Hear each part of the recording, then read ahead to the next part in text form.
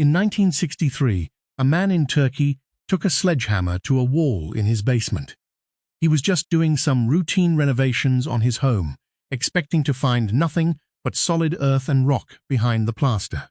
But as the wall crumbled and the dust began to clear in the dim light, he didn't find dirt. He found a room that he had never seen before. Cautiously, he stepped inside. Behind that room, he found another room, and then another. And then, a staircase carved directly into the living rock, descending into absolute darkness. He called his neighbors.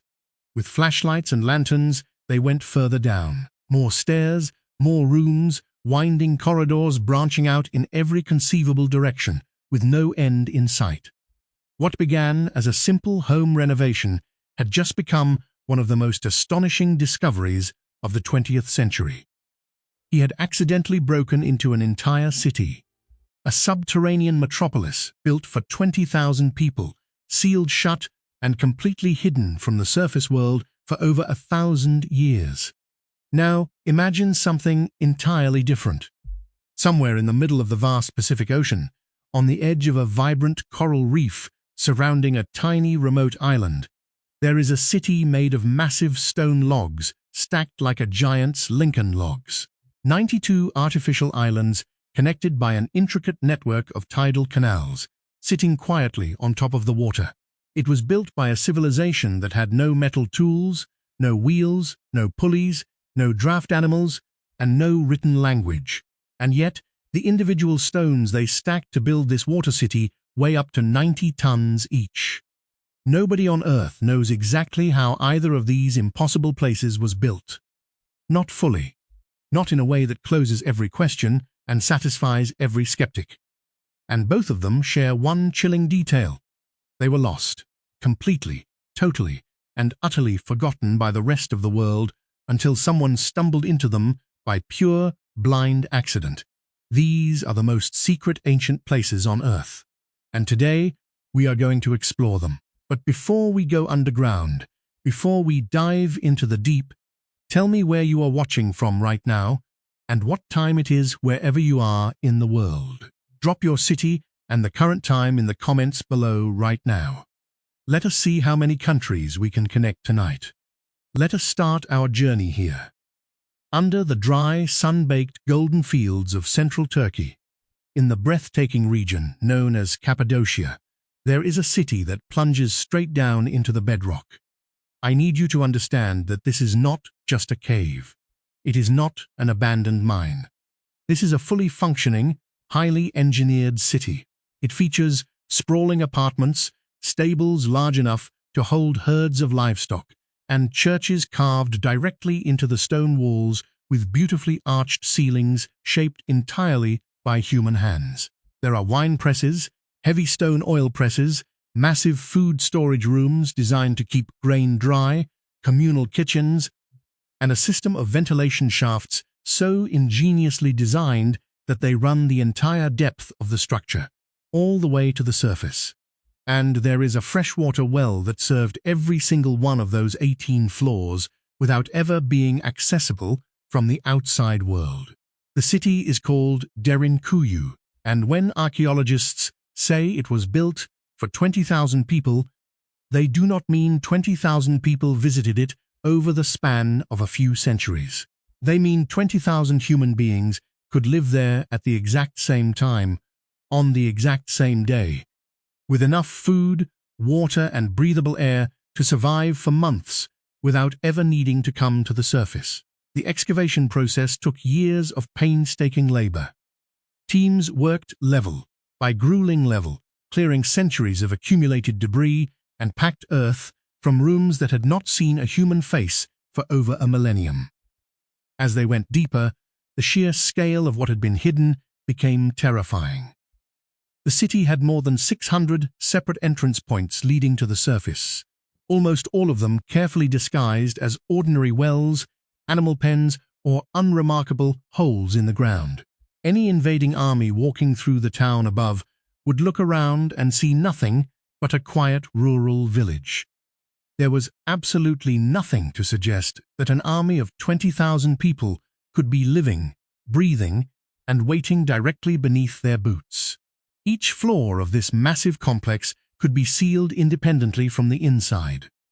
Massive, circular stone doors, carved from single pieces of volcanic rock, some weighing nearly 500 kilograms, sat in deep channels cut into the corridor walls. They could only be rolled into the closed position from inside the city. Once that massive stone rolled shut, it could not be pushed, pulled, or pried open from the outside. If an invading army found one of the entrances, the residents could simply seal that floor off, retreat deeper into the earth, and wait them out. The city was not just a shelter. It was an impregnable fortress designed to be perfectly invisible. The volcanic rock of Cappadocia, a type of compressed ash known as tuff, made this impossible construction a reality. Fresh tuff is incredibly soft, allowing it to be carved with basic hand tools. But it possesses a remarkable property. It hardens when exposed to air. The longer a carved surface sits open, the more rigid it becomes. So, the deeper the ancient builders went, the stronger the upper levels became behind them. While the rock explains the physics of how they carved it, it does not fully explain how they engineered the breathtaking systems that kept it livable. The ventilation alone is an engineering marvel. Vertical shafts regulate the internal temperature, manage the humidity, and create exactly enough air circulation to keep thousands of oil lamps burning without filling the enclosed corridors with suffocating smoke.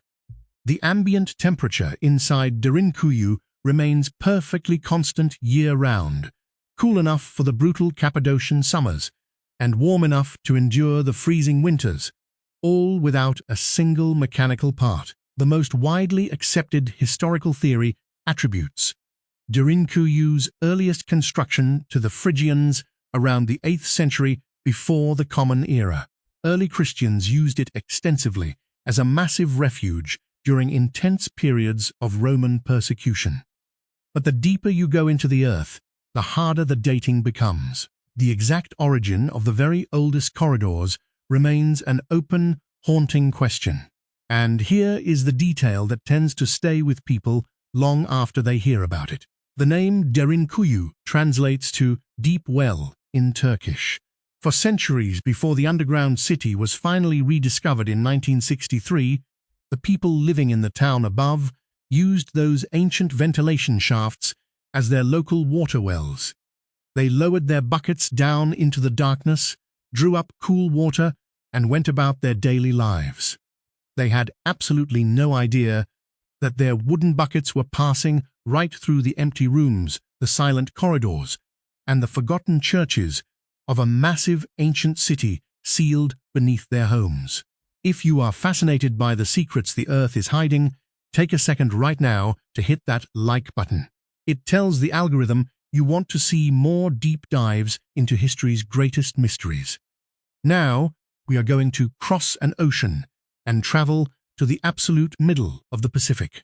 On the very edge of a massive coral reef, off the lush coast of a tiny volcanic island called Pohnpei in Micronesia, there is a city made of stacked stones sitting directly on top of the ocean water. It consists of 92 artificial islands constructed on a shallow reef in a coastal lagoon, all connected by a beautifully complex network of tidal canals that flood and drain perfectly with the natural rhythm of the sea. The islands are built from massive basalt columns, natural pillars of dense volcanic rock. The builders stack them in alternating crisscross patterns, forming massive walls and elevated platforms that rise over 7.5 meters above the waterline. The largest individual stones used in this construction weigh between 50 and 90 tons. And consider this, the nearest known quarry where this specific basalt can be found is over 40 kilometers away. Located across jagged volcanic mountains with absolutely no roads and no flat terrain whatsoever. This impossible city is called Nan Madol. It was built by the Soderlur dynasty, a powerful ruling line that governed the island from approximately the 1st century until around 1628. Nan Madol served as the elite ceremonial and political capital of their entire domain. Nobles were required to live there full-time, so the paranoid kings could keep a close eye on their activities and prevent rebellion. The city was magnificent.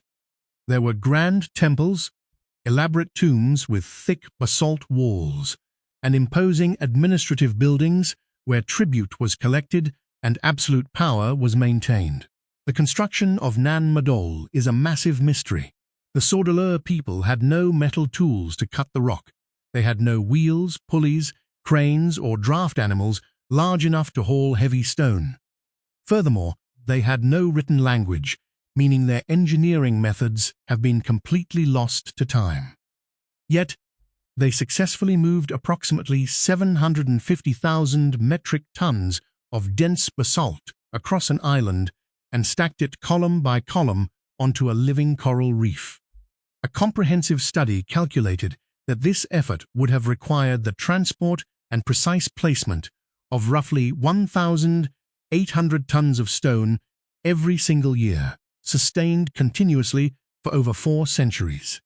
That breaks down to roughly 5 tons of basalt being moved and perfectly placed every single day by a local population that probably never exceeded 25,000 people on the entire island. The most widely accepted scientific hypothesis suggests the use of felled palm tree log rollers on land and massive bamboo rafts to transport the stones across the water. While experimental archaeology has shown that moderate stones can be moved this way, the largest stones at Nan Madol weigh up to 90 tons. Floating 90 tons of incredibly dense volcanic rock on a bamboo raft across a shifting tidal lagoon, where dangerous currents reverse every 6 hours, is an engineering feat that has never been replicated experimentally. Not once. The native Pohnpeian oral tradition has a very different answer entirely. According to the islanders, the city was built by twin brothers who were powerful sorcerers. They used powerful magic to levitate the massive stones, making them fly through the air and land perfectly in place on the reef. The magic was lost forever when one brother died during the construction. Today, the Venice of the Pacific is slowly sinking back into the ocean. The ancient tidal canals are silting up, and aggressive mangrove roots are relentlessly pulling the majestic basalt walls apart from the inside, prying the ancient columns loose one by one. And despite the passage of centuries, the locals still refuse to go anywhere near the ruins after dark, deeply believing that the vengeful spirits of the Sordeleur kings still guard the sinking stones. Let's leave the vastness of the Pacific and head deep into the suffocating green of the Central American jungle. Because the next massive discovery did not happen in a basement or on a coral reef. It happened on a glowing computer screen in a modern laboratory, when a laser fired from the sky finally showed us something that had been standing right in front of us for centuries. For most of the 20th century, the established story of the ancient Maya civilization in the lush lowlands of northern Guatemala was that they were brilliant astronomers and mathematicians who built impressive ceremonial cities in the deep jungle. But, according to the textbooks, these cities were essentially isolated outposts surrounded by vast stretches of empty, uninhabited forest. The prevailing model stated that the Maya lowlands were sparsely populated, supporting maybe 1 or 2 million people at the empire's peak. It was spectacularly, unbelievably wrong. In 2018, a massive consortium of researchers deployed a highly advanced technology called LiDAR over the Maya Biosphere Reserve. LiDAR works by firing millions of laser pulses per second straight down toward the ground from an aircraft. Most of these pulses hit the dense green canopy of the trees, but a very small percentage managed to pass through tiny gaps in the leaves, hitting the actual forest floor and returning to generate an incredibly detailed, 3-dimensional map of the surface beneath the trees. When the researchers digitally stripped away the jungle canopy, what appeared underneath was nothing short of staggering. Hidden beneath the impenetrable green were more than 60,000 previously unknown structures. There were massive, elevated stone highways connecting cities no one even knew existed. There were incredibly complex canal systems designed for large-scale irrigation and miles of agricultural terraces meticulously carved into steep hillsides, engineered to maximize crop yields and feed a massive population. Absolutely all of it was hidden under a continuous canopy of tropical forest, so dense that a researcher standing on the ground directly next to one of these stone structures might not even realize it was there. This single study forced an immediate revision of everything we thought we knew about the ancient Maya. The new LiDAR data pushed the population estimate to a staggering 7 to 11 million people living in the lowlands at the civilization's peak. The Maya were a dense, highly interconnected, and incredibly advanced civilization that had fundamentally reshaped their environment on a massive scale.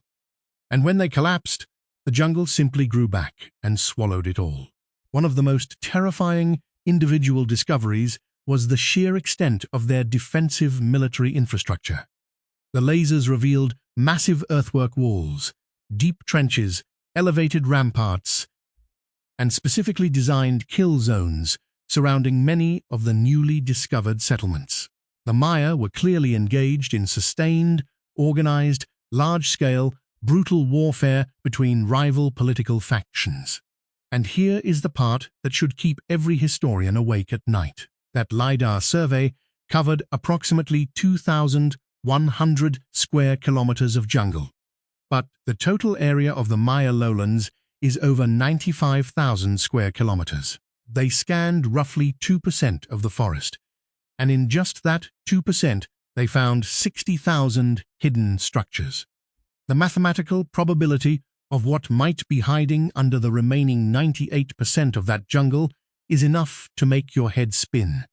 An entire lost chapter of human civilization hidden right under the trees, simply waiting for a plane to fly overhead with a laser and strip the illusion away. If you are captivated by the sheer scale of what is hidden in the dark corners of the world, make sure you hit that subscribe button right now so the next deep dive finds you. We are going to leave the jungles of the Americas and head to Europe, straight to the heart of Rome. Because this next secret place was not hidden by the slow growth of nature. It was hidden by people. Deliberately. And the people who hid it spent centuries successfully pretending it had never existed. Under the chaotic, bustling streets of modern Rome, beneath the endless traffic and the noise of thousands of tourists, there is a city that predates the mighty Roman Empire itself. I am not talking about the catacombs or the ancient Roman sewers. I am talking about something much older, something that was deliberately, maliciously erased from the surface of the earth. In the early 2000s, during routine construction work near the Piazza Venezia, civil engineers drilling a deep foundation shaft suddenly hit a layer of massive, perfectly cut stone. Excavation teams revealed a sprawling complex of rooms, corridors, and grand ceremonial spaces buried under nearly 10 meters of accumulated soil and construction debris. These buildings were not Roman. They were Etruscan. They were built by the brilliant, enigmatic civilization that occupied central Italy long before Rome was ever a superpower. The Etruscans were master engineers and visionary urban planners who built beautiful cities with paved streets and complex multi-story buildings, centuries before Rome laid its very first defensive stone wall. They traded actively with the Greeks and Phoenicians. They possessed a written script, but the tragedy is that the language itself has never been completely translated. Why? Because the Romans destroyed their culture so thoroughly that almost no bilingual texts survive. We can read the letters, but we cannot fully understand their sentences or hear their voices. The Romans adopted the Etruscans' brilliant architecture, their religious rituals, their gladiatorial games, and their road-building techniques. And then they spent the next several centuries writing history books pretending they had invented all of it themselves. But what makes the subterranean Etruscan layers beneath Rome particularly striking is the violent, deliberate nature of their burial. The Romans did not simply build new structures on top of the ruined Etruscan buildings. They intentionally filled the beautiful Etruscan rooms with earth, gravel, and heavy rubble. They aggressively tamped the dirt down, violently sealing the spaces shut forever, before pouring the foundations of their own glorious monuments directly on top of the graves of their predecessors. They didn't just conquer the Etruscans, they buried them alive in history. They poured dirt into their living rooms, blocked their grand doorways, and proudly built the eternal city directly on top of the crime scene. In 2016, archaeologists managed to pry open a sealed Etruscan tomb in a sprawling necropolis northwest of Rome. The chamber had not been entered by a human being in over 2,400 years. When they shined their lights inside, they found that the walls were covered in breathtaking painted frescoes, showing joyful banquet scenes with musicians and dancers. The rich ochre reds and deep lapis blues looked as vibrant as if they had been painted a decade ago, and resting quietly on the cold stone floor, perfectly undisturbed, sat a beautifully crafted set of bronze vessels, a pouring pitcher and two delicate drinking cups arranged exactly as if a grieving relative had just set them down for the dead to use in the afterlife. Chemical analysis of a dried residue inside the pitcher confirmed it was wine. 2,400 years ago, the wine dried into dust. The vibrant frescoes stubbornly held their color in the pitch black, and nobody opened that heavy stone door until 2016. That is exactly how thoroughly the Romans erased the Etruscans from the surface of the world. Cross the Mediterranean Sea now. We are heading to the scorching coast of Egypt, because our next city was not hidden by jealous conquerors, and it wasn't swallowed by a jungle. It was hidden by the overwhelming power of the sea itself. For more than 1,000 years, the city of Thonis Heracleion was nothing more than a legend, a myth written in the pages of very old books. Ancient Greek historians described it as the greatest, wealthiest port city in all of Egypt. It was the grand gateway through which every single merchant ship entering the vital Nile Delta absolutely had to pass. Herodotus wrote vividly about visiting its grand temples. Even Helen of Troy, according to myth, sailed to its docks. But by the time modern archaeologists went looking for it, there was absolutely nothing to find. No ruins on the coastline, no foundation stones, no column fragments. The city had vanished so completely that highly respected scholars fiercely debated whether it had ever existed at all. In the year 2000, a brilliant French underwater archaeologist named Franck Goddio finally found it. Located 7 kilometers off the modern Egyptian coast, totally submerged under 10 meters of murky water in the Bay of Abu Qir. It wasn't just a few ruins. It was an entire, sprawling city. Divers found massive stone temples with their towering columns still standing perfectly upright on the sandy seafloor. They mapped complex harbor infrastructure and over 64 ancient shipwrecks, some of them still loaded with valuable cargo. They found colossal statues of forgotten pharaohs, some standing over 5 meters tall, lying flat on their backs in the silt, staring blindly up at the surface. They found heavy, perfectly carved stone sarcophagi and sprawling administrative buildings. And absolutely all of it was sitting on the bottom of the Mediterranean Sea, resting in the exact positions where they had been standing when the solid ground violently gave way. A deadly combination of 3 unstoppable natural forces conspired to drag this magnificent city below the waterline. A slow, agonizing rise in global sea levels, devastating soil liquefaction during a massive earthquake that caused the ground to behave like a liquid, and the gradual sinking of the Western Nile Delta crust itself. The combination was entirely unsurvivable. The city did not collapse into rubble. It sank. The heavy stone buildings went down more or less completely upright. The thick river sediment quickly poured in and sealed them, and the crushing weight of the sea finished the job, covering everything in a protective layer of sand and silt. Divers found offering tables and delicate ritual objects still sitting exactly where the high priests had carefully placed them more than 2,000 years earlier. The legendary city that arrogant historians had called a work of fiction turned out to be sitting quietly on the seafloor, its temples still standing tall, its colossal statues staring up through the dark water. And for 1,200 years, nobody knew it was there. Now I want you to come back to dry land. Leave the heat of Egypt and come back to the bitter cold, because the very last place on our journey was hidden by simple, glowing sand.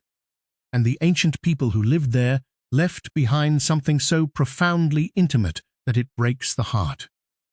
Under the bitter, wind-swept hills of Orkney, a rugged scattering of small islands located off the very northern tip of Scotland, there is a small settlement that is older than the Great Pyramids of Egypt. It is older than Stonehenge. It is older than the grand ziggurats of ancient Mesopotamia. It is called Skara Brae. Buried deep under massive sand dunes for over 4,000 years, it lay in absolute darkness until a uniquely violent winter storm ripped the dunes completely open in 1850, exposing the perfectly preserved stone walls to the daylight. What makes Skara Brae truly extraordinary is the unbelievable level of intimate domestic detail that survived intact under the crushing weight of the sand. The houses still have their furniture. There are stone bed frames built directly into the thick walls, heavy stone shelving units standing proudly against the back walls, and waterproof storage compartments recessed deeply into the stone floors. There is even a highly sophisticated, fully functioning drainage system connecting the individual houses, carrying waste away from the living spaces. Even the low stone doorways still have their original locking pivot stones. Carbon dated to approximately 3100 before the Common Era, making it roughly 5 millennia old, the village consists of 8 distinct houses connected by low, covered, stone-roofed passageways that allowed residents to move freely without stepping outside into the punishing Orkney wind. Walking through the site today feels less like visiting a dead ancient ruin and much more like walking through a neighbor's home while they have just stepped out. The hearths still contain the blackened ash from fires that burned out 5,000 years ago. The residents were not primitive cave dwellers scratching out a miserable survival.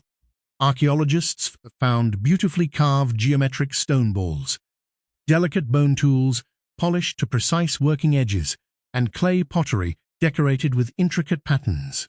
They had a quality of life and an intellectual richness that defies the popular image of Neolithic humanity. But the detail that haunts archaeologists the most is the terrifying mystery of exactly how it ended. Skara Brae was not destroyed by sudden, overwhelming violence. There are no scorch marks on the stone walls, no broken weapons, and no signs of a desperate conflict. It was not flooded by a sudden tidal wave. The sand accumulated gradually over time. But at some specific point, around 2500 before the Common Era, the residents appear to have simply left. And they took almost nothing with them. Beautiful beads, highly polished tools, and deeply personal items were found scattered inside the houses, exactly where they had been set down. It looks exactly as if the people walked out one cold morning and never returned. Daily life in Skara Brae did not wind down. It just stopped. And then there is the hallway. In the low, dark, covered stone passageway connecting 2 of the main houses, lying entirely abandoned on the cold floor, archaeologists found a broken necklace.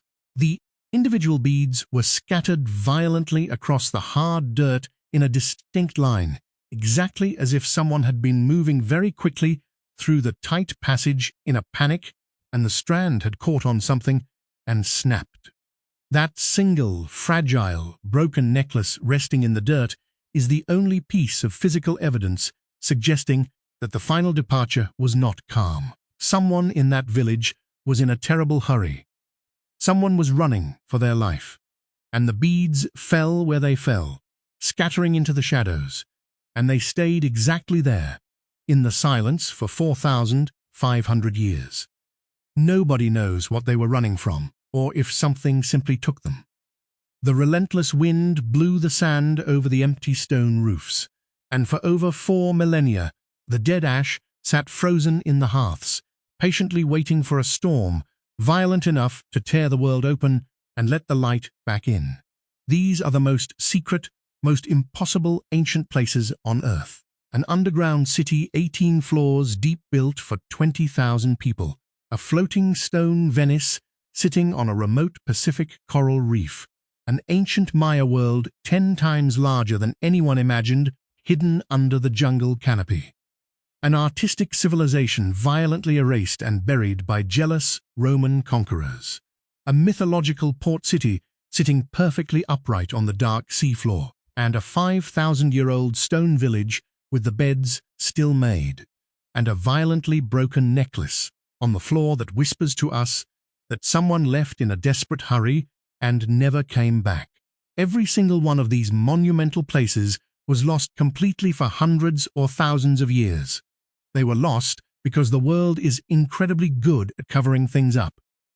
Shifting sand, rising water, suffocating jungle, hardening volcanic rock, brutal political erasure, and the unstoppable march of time. And in absolutely every single case, someone found them by complete, blind accident. The question that should terrify and excite you is not how these incredible places were built. The question is, how many more are still out there? How many massive cities are still buried? How many towering temples are still submerged in the deep? How many impossible fortresses are still sealed shut, waiting under a vast forest that nobody has scanned, or a desert that nobody has dug into? The magnificent places we have found so far are simply the ones we stumbled into by pure luck. The ones we have not found are the ones that are still brilliantly keeping their secret. The Earth is much, much better at keeping secrets than we ever gave it credit for. Which mystery do you want to see solved in your lifetime? Tell me down in the comments right now. And if you made it all the way to the end of this journey, you already know this channel exists for people exactly like you. Hit that subscribe button, turn on your notifications, because the very next video is going to take us somewhere even more impossible. I will see you there.